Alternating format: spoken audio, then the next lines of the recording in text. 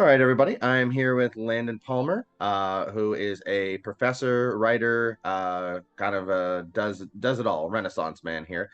And today we're going to be talking about, and I'm going to steal the headline straight from his article here, so please don't sue me. We're going to be talking about haunting the suburbs, how white flight changed paranormal cinema. So, Landon, yeah, if first things first, if you just give us a quick, like, very quick CV just of who you are here, and then we'll kind of jump into questions about suburban horror. Sure, John. Thanks for having me. So, my name is Landon Palmer, and I'm an assistant professor in the Department of Journalism and Creative Media at the University of Alabama. And I'm a film historian. I teach classes here on film history and TV history. I mainly, look at the history of rock and roll movies and rock stars in movies. But when I was in graduate school, I also had another life as a movie blogger and kind of freelance entertainment journalist. And so I had a regular column on filmschoolrejects.com. And I remember, about 10 years ago or so, I watched Poltergeist for the first time with some of my friends, and it just really struck me how it was different in some ways from say the traditional haunted house movie, for example. Gotcha. So, it's fair to say that if we go back to early horror cinema, it was very much, fear of the other, but not just fear of the other, but that they were far away, in distant, mansion or castle. Um, so it wasn't necessarily back at the beginning of horror, the horror next door, but the idea of somebody from a faraway place coming. Is that fair to say? Yeah, and I think that Dracula was really key to this. Like, it's not a haunted house narrative, but it's definitely a gothic narrative in this respect. And that the way that the book Dracula starts is, that John Harker is a solicitor doing a real estate transaction, right? So housing is particularly important to that narrative. But yeah, you're right. It is a fear of the other in this case. In the case of Dracula, Eastern Europeans, Western European fear of Eastern Europeans. And I think that that's something that very much kind of played a role in, the Bela Lugosi adaptation from the early 30s that Universal did. And how did the suburbs play a role in the change of location for horror? And how did that change the type of threat or menace that came with that? Yeah, so I think first of all, just how different American suburbanization was from, say, Western European is worth a bit of context here. So that in Western Europe, the suburbs typically kind of referred to, well, what the terms that we in America have used for the inner city, which is like um, public housing, kind of blighted neighborhoods, but geographically they're on the outskirts of major cities rather than in the middle of major cities. And in the United States, suburbanization is something that happened throughout the 20th century, but it really got going after World War II, and specifically after Brown v. Board of Education, and the government integration of the American school system. And so that you know the suburbs were a byproduct of post-war prosperity, but they were also the byproduct of white families looking for de facto segregation when they couldn't have government-supported segregation. And that's how some of these kind of autonomous communities developed on the outskirts of American cities.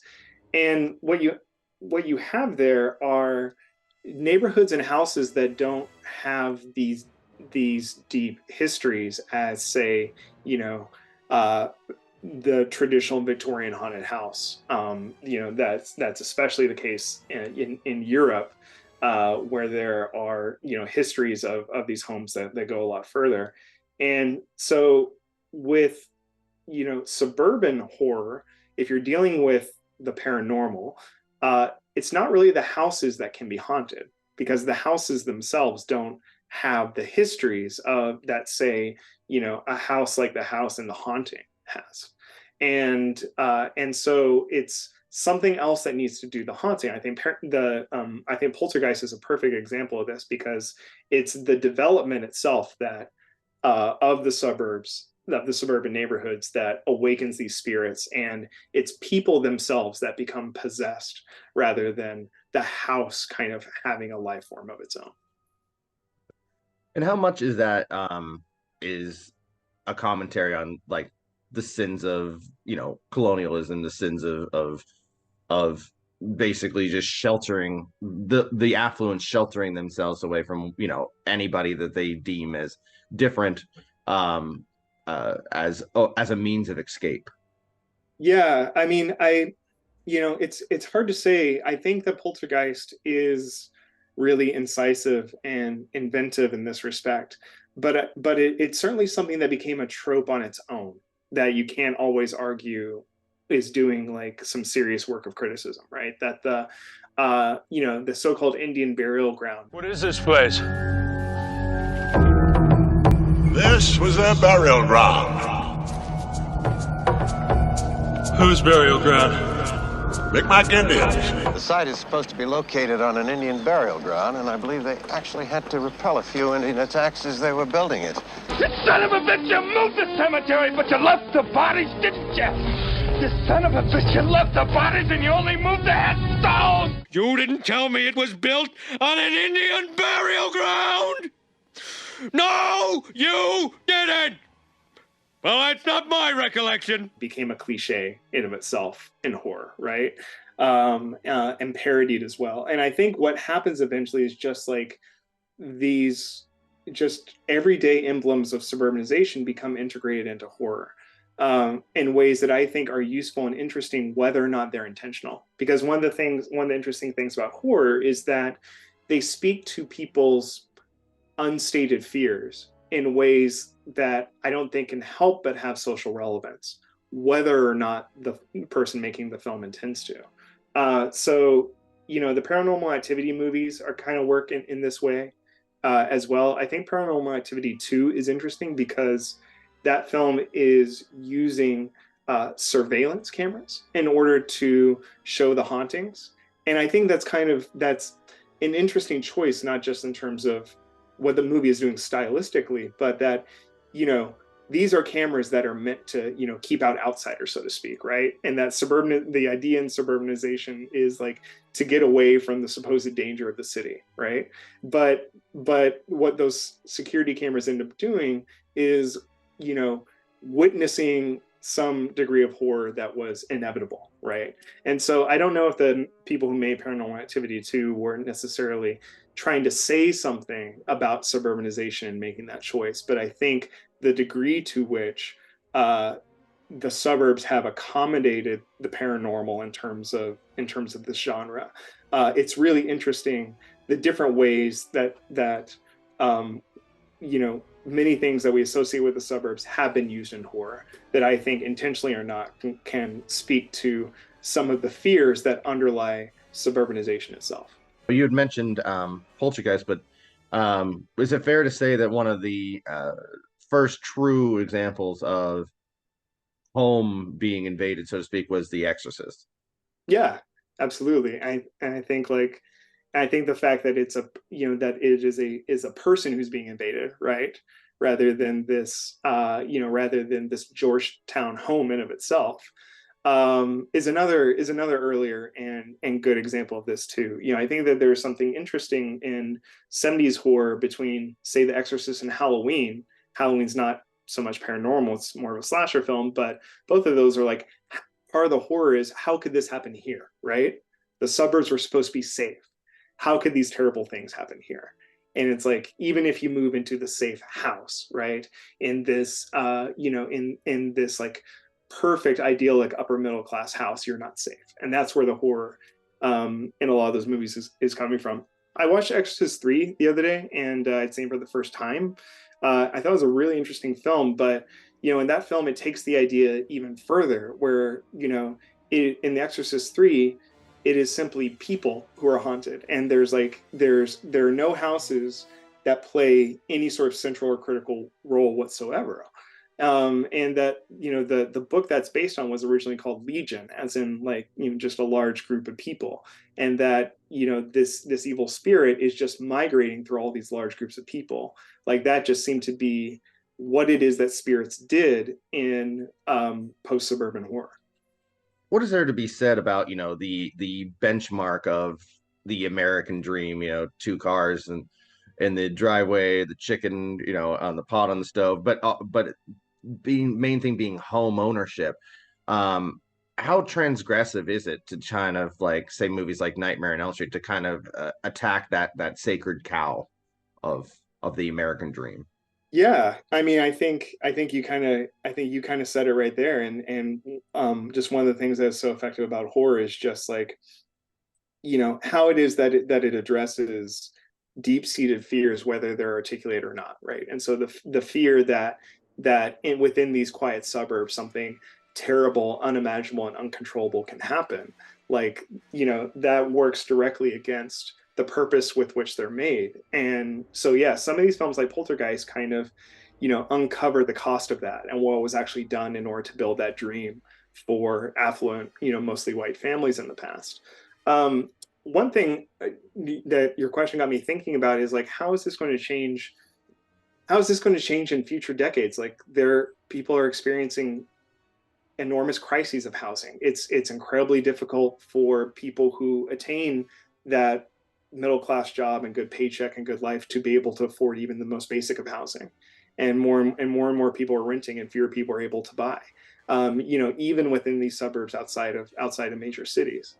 And so what's going to happen to home-based horror genres? It has been said, including by me, that horror movies of the 80s accidentally had kind of I don't know if it was purposeful or not, but kind of more of a Republican lean to them. It was the drug dealers or the promiscuous people who were murdered by basically stand-ins for Ronald Reagan. So going after, the neighborhood and the symbol of white safety, that ideal kind of almost seems radical inside of a world that was basically unconsciously Republican leaning. Would you say? Yeah, and I mean, I think that I think that horror is, there are, especially since kind of the Jordan Peele revolution in horror, there's been kind of more attention to horror kind of making a direct and coherent political statement. And I feel like in the way that you're talking about it, horror has always been political, just because it's dealt with the ideas of social norms and fears and aberrations of those norms and fears, right? But the way in which horror movies are political is not always been coherent or consistent. And so, to take a movie like Halloween, which again is not paranormal, but it is using the suburbs and the myth of the safety of the suburbs as like the basis for its horror. But at the same time, even though it came out before Ronald Reagan's presidency, is the thing that started this trend of, if there are teens who are having sex, they're going to get killed, right? So look, looking at it in that way, and John Carpenter, of course, is a very outspoken liberal person, but looking at it that way, Halloween is both kind of critical of the conservative ideas that, rooted in the suburbs, but also conservative in some of its sexual politics. So, I think that the tropes of horror can make often for some very confusing politics, but that should never be confused for them being kind of apolitical altogether. I do think that, a lot of movies are kind of figuring this out. It's interesting that even movies that are critical of the ideas that underlie the suburbs, they are still movies that show their narratives from a predominantly white perspective. Nightmare on Elm Street, Poltergeist, many a slasher, a paranormal movie that takes place within the suburbs. And part of the horror of it is like, how could this happen to these nice white people, right? And so that's why in my article I thought that Candyman was an interesting and useful counterexample of, what is the actual price of suburbanization to the people who it most affected and the people who weren't included in the dream, and that is people who were kind of left in blighted and abandoned public housing, and predominantly people of color within American cities. And I haven't seen the Nia DaCosta remake, but I do know, given the reputation of that film, that the remake deals with those ideas all the more, but the original very much dealt with them too. Yeah, it took my my question 8 right there for me, so I don't have to ask it. But as you mentioned in the article, urban sprawl attempted to erase history and create new spaces that aren't burdened by any history. Now, we've obviously hit on that a couple of times, but that's so wonderfully written. I just wondered if you could just elaborate a little further on that.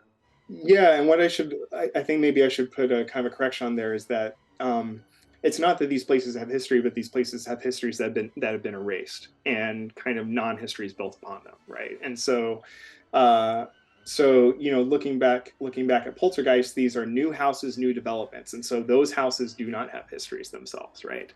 Those houses do not have murders or injustices that can haunt them that we see in traditional haunted house horror. Um, but in Poltergeist, that the house is built upon a history of race. The house is built upon a graveyard forgotten and abandoned. The house is built, quite implicitly on, the genocide against Native Americans that built the country, right? And so I think, if we think about in European horror, the haunted house, there's inherently, especially from an American perspective, an idea of history there. That these are pieces of architecture that go back centuries and that contain these histories. Within the United States, especially the descendants of white settlers like myself, we don't always think about, we think about it as where the idea becomes kind of received. I knew it was certainly for me that this place has less history, and that's because I was taught American history growing up from the perspective of Columbus, not from the perspective of Native Americans, right? And so it's not that the grounds on which America was settled has no history. It's that these films are dealing.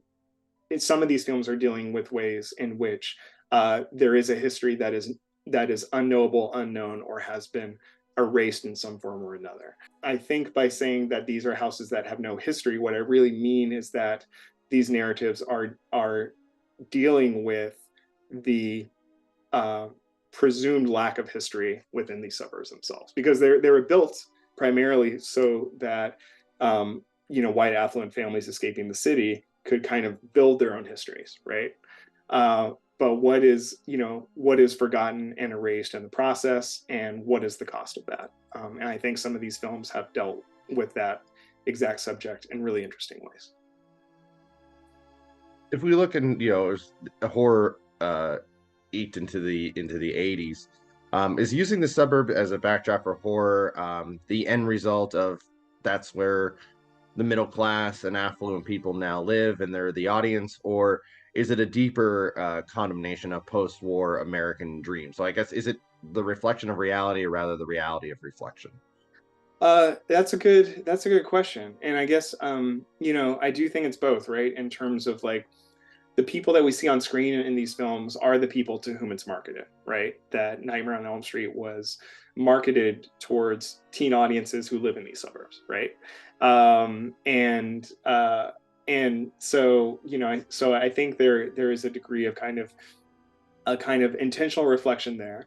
But yeah, I think it comes back to I'd be interested to hear what you think, but I think it comes back to what I was saying a little bit earlier, which is just that what is interesting about horror is that when horror resonates, it's because it's dealing with people's deep-seated fears, and those deep-seated fears are not necessarily of like a monster or a ghostly spirit, but what are the implications of this coming into my house and my sense of safety and my sense of how the world works, right? And that horror is drawing on those fears, and so therefore horror is kind of always already social in a certain way.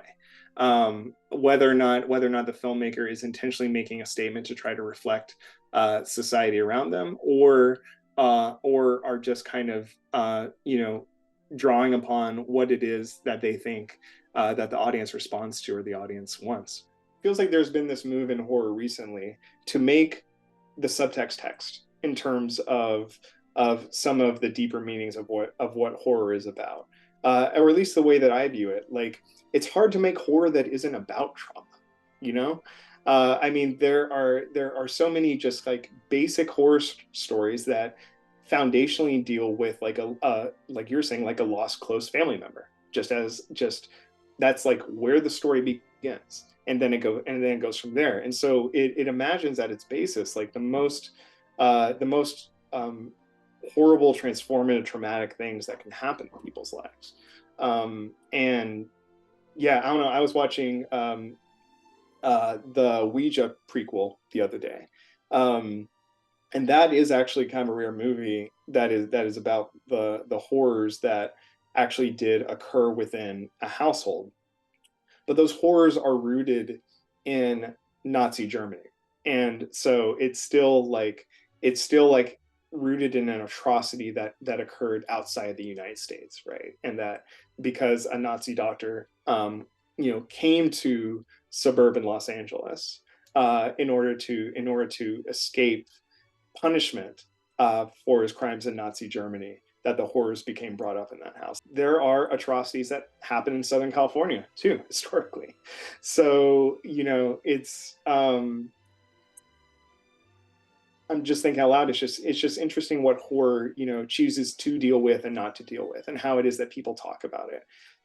And how much of this, subtext do you think is lost on people because of our education system in this country? As you hit on, we're taught that Columbus was a hero who, purposely wanted to find the United States, just Yeah. absolute absurdity, and that people don't really know the history, the actual context of the history of even things like the suburbs. That how much do you think of that is possibly lost on the audience because we're just not really told the true proper context of our own history? Yeah. I mean, there is certainly a culture war happening over education regarding the exact, you know, type of American histories that we're talking about right now. And that is something certainly that concerns me. But as you're asking that question, I was just thinking about all of the different works of fiction that have done really good work of doing history themselves, which is like the HBO Watchmen series, for example, the miniseries, opening up with the Tulsa Massacre, right? The Tulsa Massacre for the traditional American, in the traditional American historical education has not been part of it, right? For me, that was something that I first learned about as an adult. And that Watchmen, while a fictional show, that deals with the supernatural and it's about superheroes, starts with this real life atrocity that has largely been ignored within American history textbooks. So I think that I am quite optimistic about the degree to which narrative fiction can deal with these histories and that filmmakers are interested in them. I think a lot of the fight over history curricula that's happening within American politics right now is trying to stuff a genie back in a bottle. And I don't think that genie is going to go in. But I do think that there is an interest in dealing with our history through pop culture in a way that can be overt and provocative and really interesting. Yeah, like you said, it'll be fascinating to see, where horror goes from here, especially with housing being not so accessible Yeah. moving forward. But yeah, Landon, I can't thank you enough for taking a little bit of time here to talk with me about this, something I found fascinating for years. So when I found your article, I wanted to really just reach out and see if we can kind of explore this further. So thank you so much. Thanks for having me, John. I've enjoyed this conversation. Thank you.